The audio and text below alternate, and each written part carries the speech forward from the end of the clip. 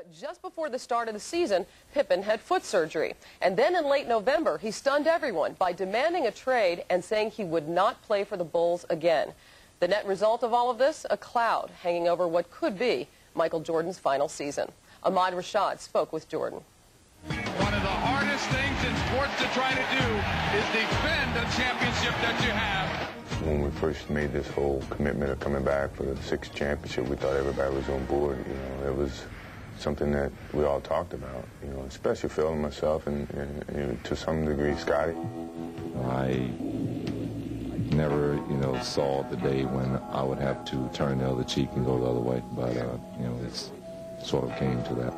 We all had similar situations, and we've all had thoughts about, either management or whatever, and we've always put forth the team and the respect that we have for each other to go out there and still do our job. While it's his problem, can you help but take it personally with the commitment you made to come back?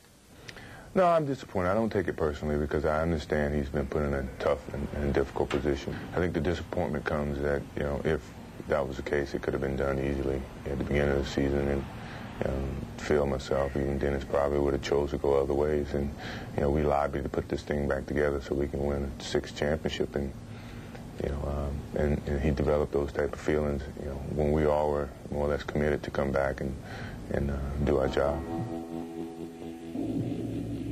A lot of talk about players not respecting authority, and when they say that, it's due to, in fact, about the situation with P.J. Carlesimo, Latrell Sprewell. What are your thoughts on that? I can't fathom the idea of choking a coach, by no means. No matter what he says, either I walk away or I have a conversation with the higher position person in that organization to voice my opinions about this coach. But the problem is that he acted, and he has to pay a penalty for that. Repeat. Wow, 5 times in 7 years, they are the best in the world. All these players have had it easy, to some degree. They've come into an organization that's been established and won championships, so they've kind of joined this situation on top.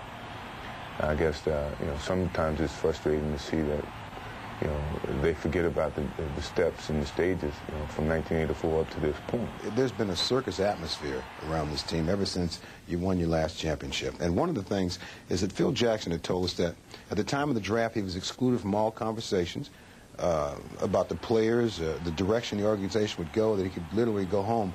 What were your feelings on that? I think that's an undue respect to pay an individual who has given his all, and certainly his knowledge of helping us win 5 championships. It's going out in a whole different manner than what it should be. So today being Christmas, seeing that you have everything, what would be at the top of your Christmas list? For today or for the year, I love it. For us to finish out on a great note. That would be a heck of a Christmas present to a man who's, materialistically, he has a lot of things that he's ever wanted, and probably more so. But I think that what we all would love to have is to walk out a winner, if this so happens to be our last year, on top.